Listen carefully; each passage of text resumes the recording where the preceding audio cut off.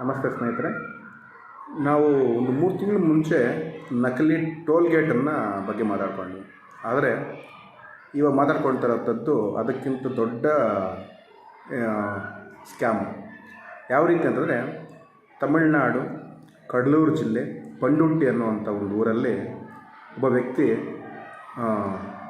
SBI ಬ್ಯಾಂಕನ್ನೇ, ನಕಲಿ SBI ಬ್ಯಾಂಕನ್ನೇ ಸೃಷ್ಟಿ ಮಾಡಿ 2 ತಿಂಗಳುಗಳ ಕಾಲ ಅಲ್ಲಿರೋ ವ್ಯಾಪಾರಿಗಳ ಜೊತೆಗೆ ಉದ್ಯೋಗಿಗಳ ಜೊತೆಯಿಂದ ಡೆಪಾಸಿಟ್ಸ್ ಕೂಡ ಮಾಡಿಸ್ಕೊಂಡು 2 ತಿಂಗಳ ಕಾಲ ನಿರಂತರವಾಗಿ ಎಲ್ಲ ರೀತಿಯಂಥ ಒಂದು ಡೆಪಾಸಿಟ್ಸ್ ಇಸ್ಕೊಂಡು ಬ್ಯಾಂಕಿನ ರೀತಿಯೇ ಎಲ್ಲ ವ್ಯವಹಾರ ಮಾಡ್ತಾನೆ. ಆ ಚಲಾನಗಳಿಂದ ಹಿಡಿದು ಬ್ಯಾಂಕ್ ಸಿಸ್ಟಮಿಂದಲೇ ಎಲ್ಲ ಸೇಮ್ ಟು ಸೇಮ್ SBI ಥರ ಮಾಡ್ತಾನೆ. ಆದರೆ SBI ಮೇನ್ ಬ್ರಾಂಚ್ ಗೊತ್ತಾಗಿ ಅದರ ಬಗ್ಗೆ ತಿಳ್ಕೊಂಡಾಗ ಅದು ಫೇಕ್ ಬ್ಯಾಂಕ್ ಅಂತ ಗೊತ್ತಾಗುತ್ತೆ. ಇದರಲ್ಲಿ ವಿಶೇಷತೆ ಏನು ಅಂತಂದರೆ, ಆ SBI ಕ್ರಿಯೇಟ್ ಮಾಡೋಂಥದ್ದು ಒಬ್ಬ ಮಾಜಿ SBI ಉದ್ಯೋಗಿಯ ಮಗ.